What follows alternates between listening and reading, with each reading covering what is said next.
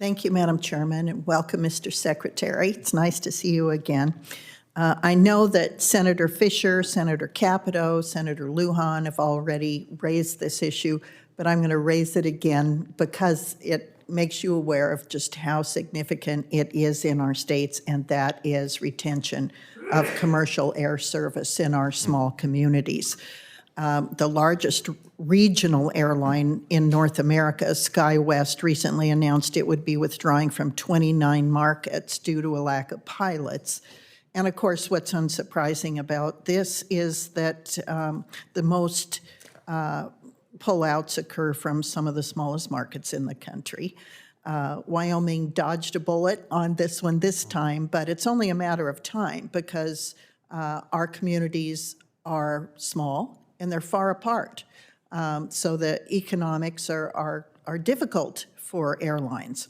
So knowing those challenges and recognizing that in the West, especially the Rocky Mountain West, which is more sparsely populated, that these are tough issues.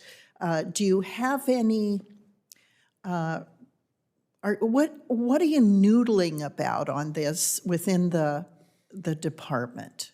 So we certainly recognize the importance of EAS for so many communities. Let me mention two pieces that we're working on that touch on this.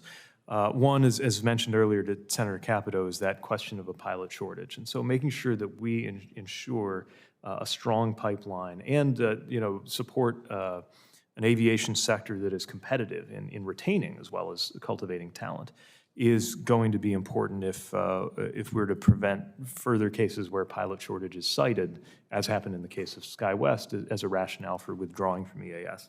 The second, though, is our direct authority to intervene in cases like this, and that's what we're using in the case of SkyWest. So proposals for replacement service are due next week on the 11th of May, and in the meantime, we have that holding action. And then the third thing, of course, is just continued support in the form of funding for EAS to make sure that it's able to robustly support the needs of communities where it is an economic lifeline in many cases. Of course, we see that in particular in smaller and rural communities. And on the essential air service side, did you receive adequate funding in the infrastructure bill? Does your current budget provide for adequate funding for EAS? So the budget request does include an increase for the payments to air carriers account of $18.7 million. Altogether, in the request, it's a funding level of $450 million. That's 368.7 out of the payments to air carriers appropriation, and then the overflight fees supplement that. That gets 81.2. Overflight fees took a hit because, of course, there was so much reduced air traffic in the past couple of years. Now we see that rebounding. We think that'll be helpful, and we do believe that the $450 million request is robust to support EAS. Thank you. I want to join with Senator Lujan, who earlier invited you to his state.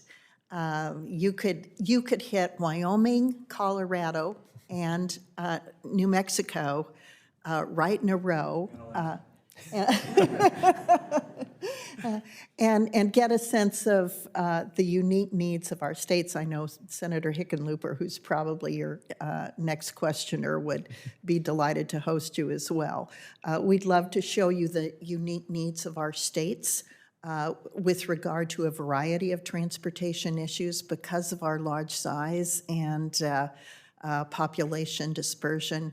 Our transportation needs, both in terms of highways and air service, are different from what you're going to see east of the Mississippi. So by all means, let's try to work with your staff to arrange for you to visit and get a sense of how truly different the Rocky Mountain West is when it comes to our special and unique needs. And thank you, Mr. Secretary. Look forward to working with you. Thank you.